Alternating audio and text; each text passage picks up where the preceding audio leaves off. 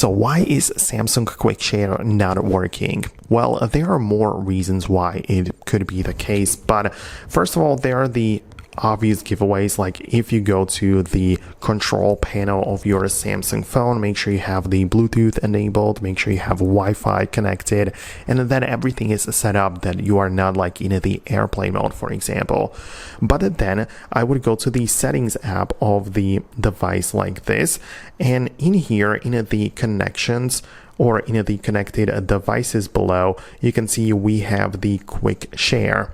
And in here, you want to make sure that it is, of course, set up with your accounts and so on.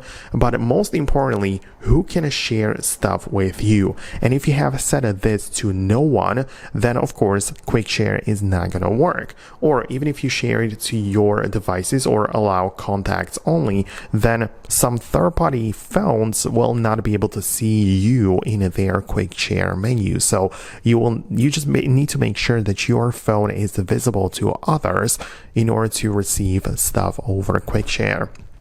So I would personally choose it to be everyone. By default, as you can see, it is limited to just 10 minutes, but if you're sharing stuff with different Android phones, just choose this to be for everyone to make sure that you are visible on their phone.